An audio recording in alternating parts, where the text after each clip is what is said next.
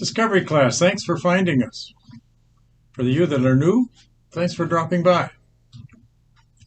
My topic is 1 for the money, 2 for the show, 3 to get ready, and 4 to go.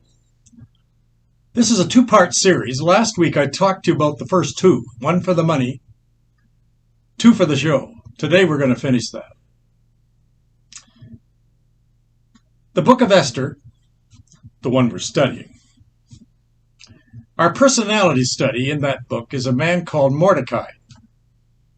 Chapter 4 of Esther starts this way. Mordecai learns that an order has been given by the Persian government that all Jews are to be killed. Verse 1 of Esther 4 reads, Mordecai then tore his clothes when he heard it, put on sackcloth and ashes, and he wailed loudly and bitterly. Picture it. That outward declaration was a result of what was happening inwardly. Tearing his clothes was a sign of his tearing of his emotions inside. He was all torn up. What could the God of Abraham, Isaac, and Jacob be thinking about with him in this desperate situation? Those Jews in Persia were far away from Jerusalem. Was God far away too? The remnant that was carried away from Zion, living now in exile, was their God far away too?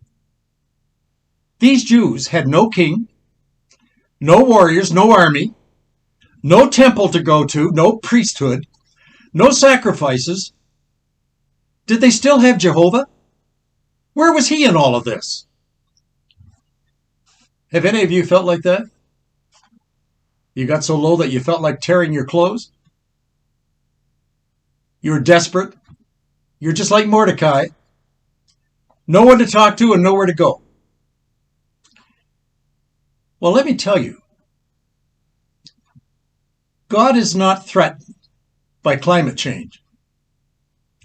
Hurricanes don't really bother him, nor do floods, or famine, or people like Haman or Hitler.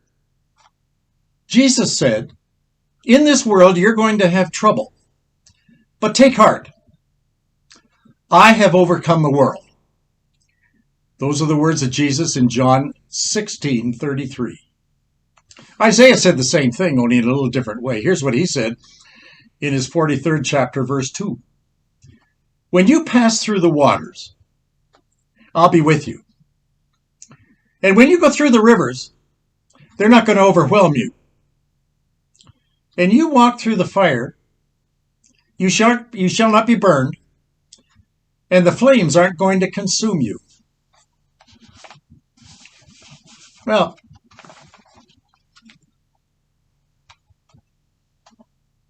do you believe in deliverance? When you listen to the 6 o'clock newscast, do you sense that there's any relief ahead?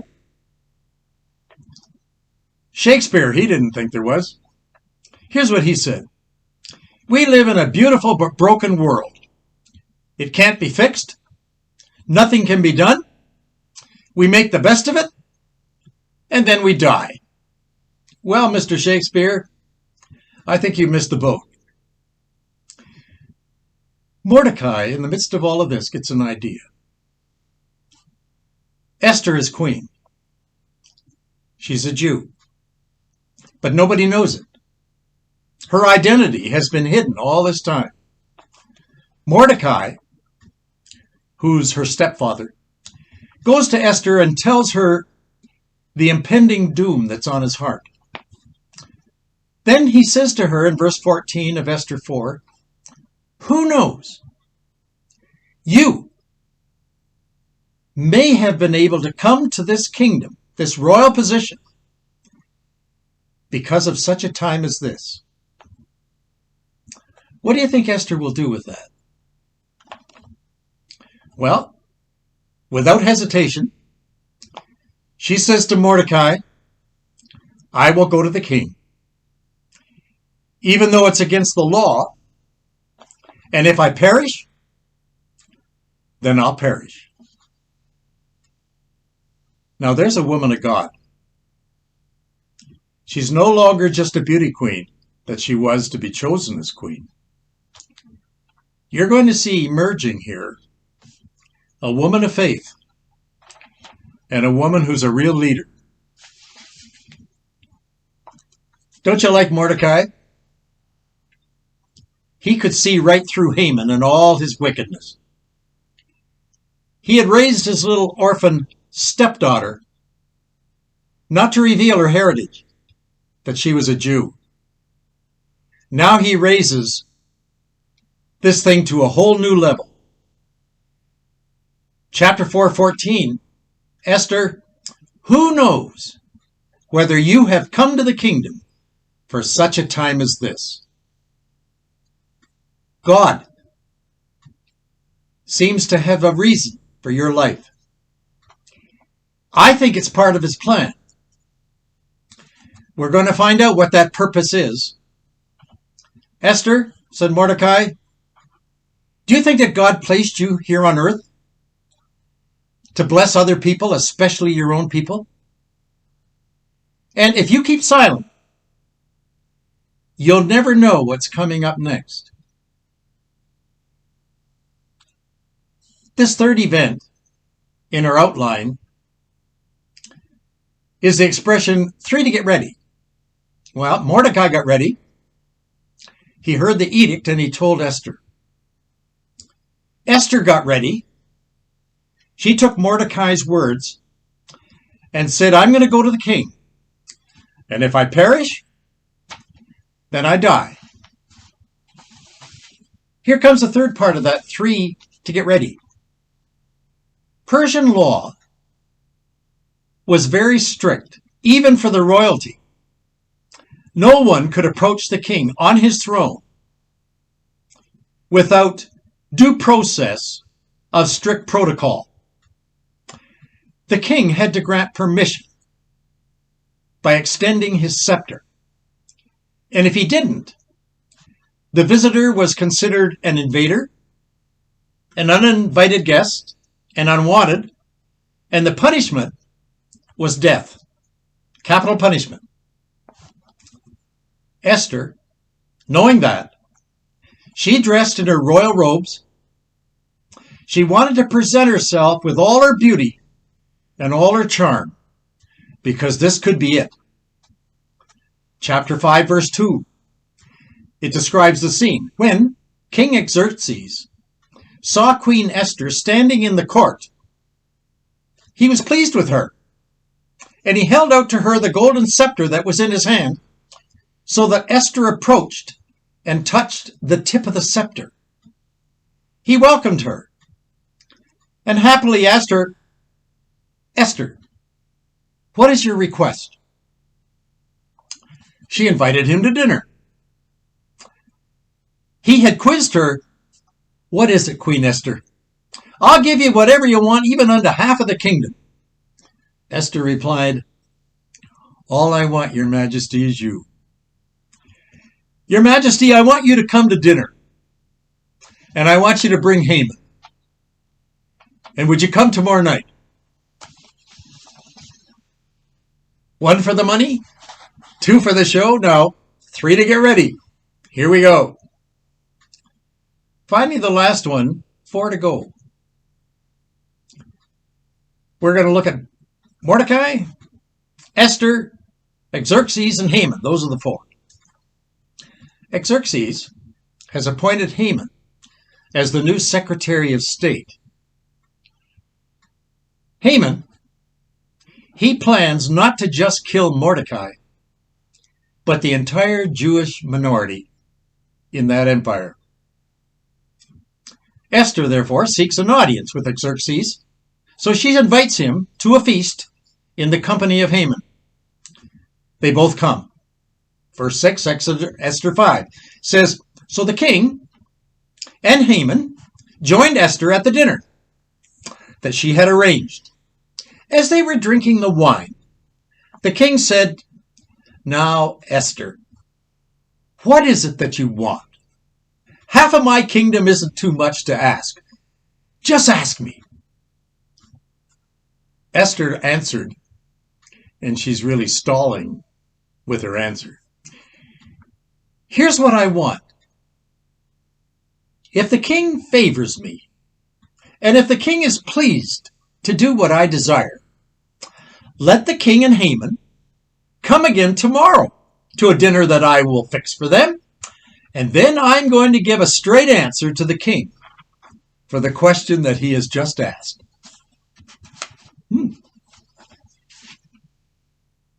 Haman listens to this. He's the guest of honor, along with the king. He's so happy. He's just beaming with excitement. And on his way out of that little banquet with the queen, he sees Mordecai sitting at the king's gate. And what's Mordecai doing? He ignores it. He doesn't bow down. Haman is furious. When he gets home, his friends hear the story and what would happen, and they saw how upset Haman's behavior was because of Mordecai. Here's what they told Haman. "Haman, it's time to get even. Build yourself some gallows out in the backyard and hang that culprit on it. Make him die tomorrow." So he did. In the backyard, he orders his contractors right away, and they build a set of gallows, and it's 75 feet high. He probably wanted it high enough that the neighbors could look over the fence and see Mordecai dangling up there. That night, Xerxes, he suffers from insomnia. He can't sleep. Tosses and turns. Any of you like that? Well, I am. Happens to me a lot as I get older. He requests for the court's daily records to be read to him to help him fall asleep, sort of like a little sleeping pill. He learns of the services rendered by Mordecai in an earlier plot against his life. And the king asks, "Was Mordecai ever rewarded for saving my life?" "No," came the answer. The king says, "Well, that's not right. Something's got to be done about that if he saved my life." Next morning, Haman shows up at the palace early. The king sees him and says this, "Haman, what can I do for the man that the king wishes to honor?" Well, Haman, he thinks he's the one that's going to be honored. He's talking about me. This is going to be a big deal. He thinks I'm okay. He's going to reward me for being Secretary of State. So knowing that, he comes up with a scheme that would really honor him, so he tells it to the king. And here's what it says. "I want you to dress the honoree in the king's royal robes and lead him around on the king's royal horse. And let the whole city come out on the street and cheer him along." And then, to Haman's horror, Xerxes says, "Great idea. That's exactly what I want to do. Haman, you're a man of high stature. Do exactly as you said, and don't leave anything out. I want you to honor the man Mordecai on my horse, and you lead that horse around the city." Verse 11, Esther chapter 6. So Haman took the robe and the horse. He robed Mordecai and led him through the city square, proclaiming in a loud voice, "This is what is done for the man whom the king especially wants to honor. And then when you get down to verse 13, when Haman returned, he fled to his house, thoroughly mortified, hiding his face.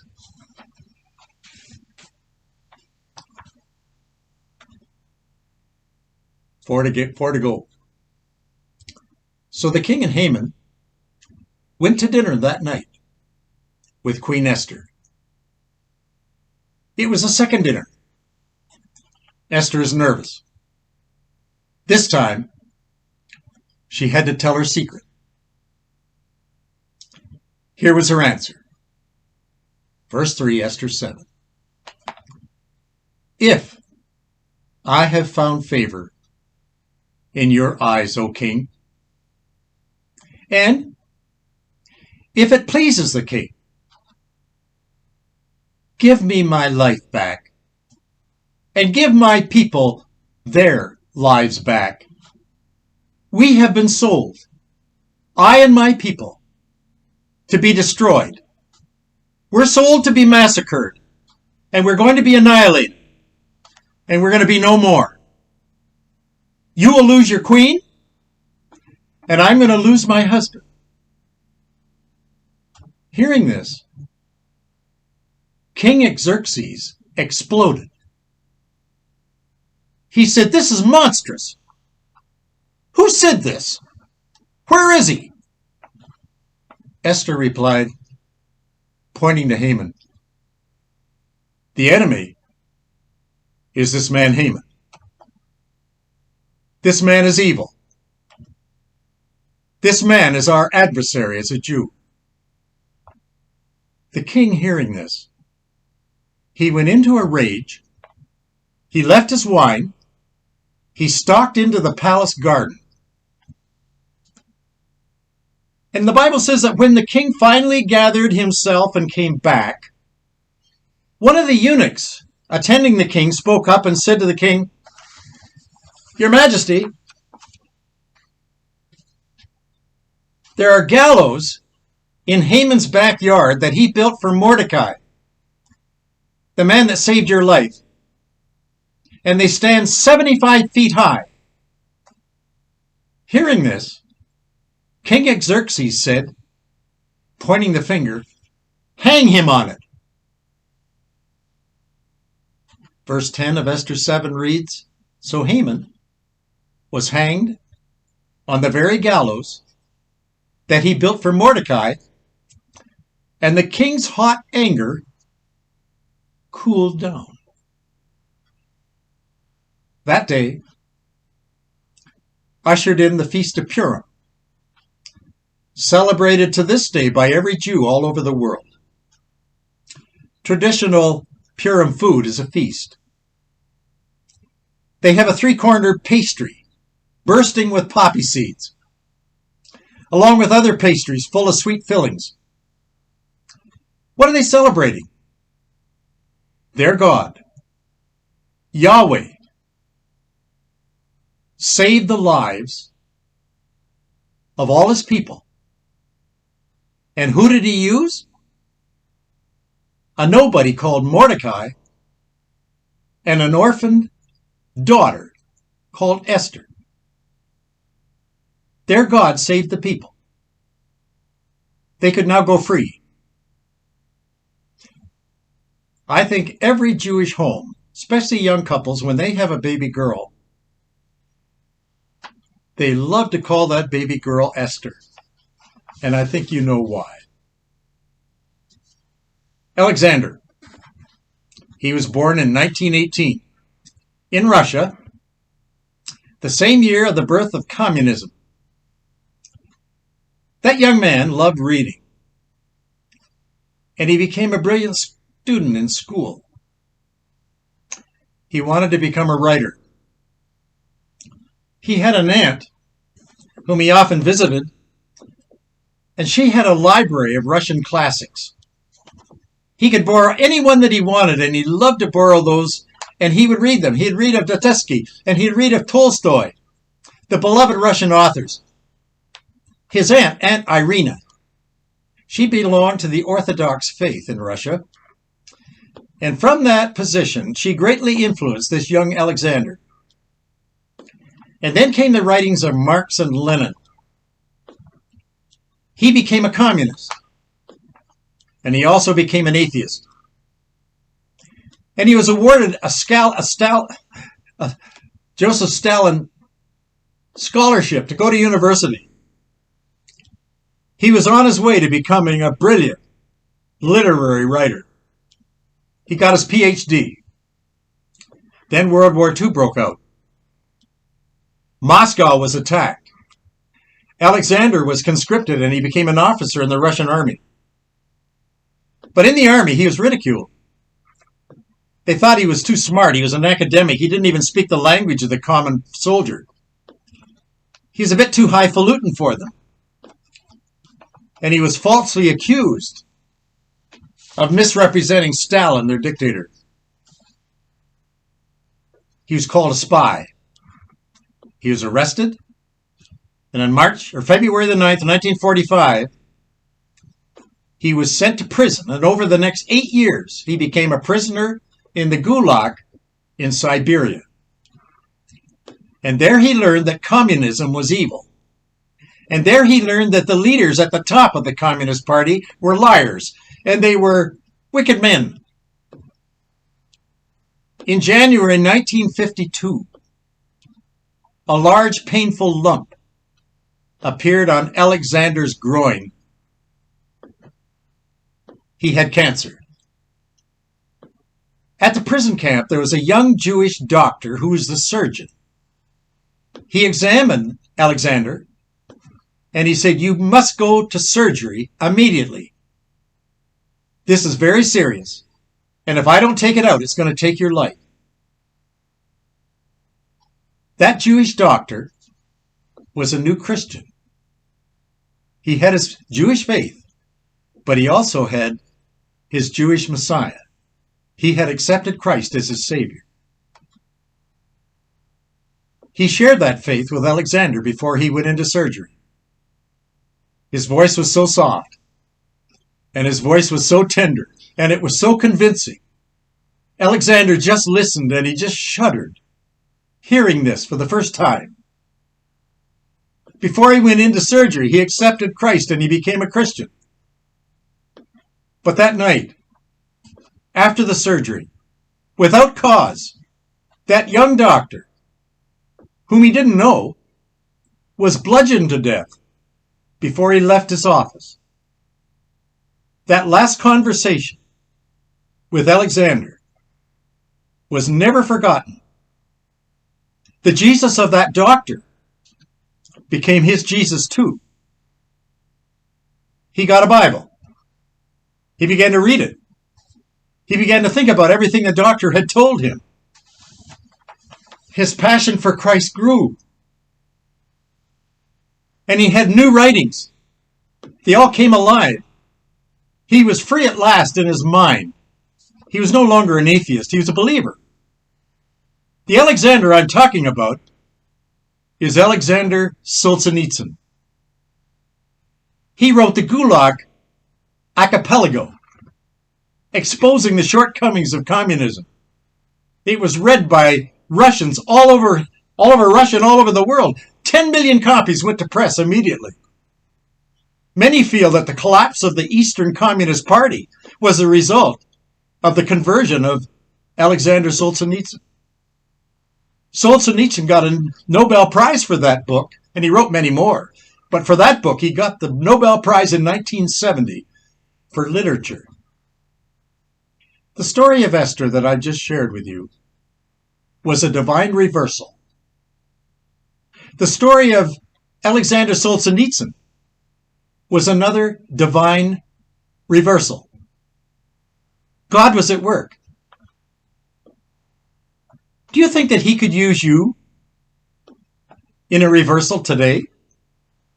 Do you think that God could use you as a Mordecai, maybe an Esther, maybe an Alexander Solzhenitsyn?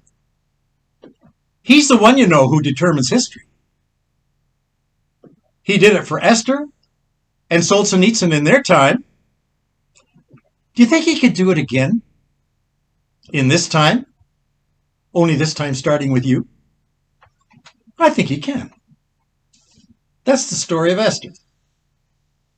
That could be your story. We've been studying personalities in the Bible. Last 2 weeks, I've given you the story of Mordecai. I think you could become a Mordecai. He was a nobody. He had a little orphan girl who was really a nobody.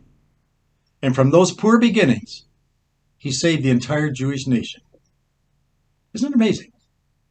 That God, he's in control. See you next week. Thanks for coming to class.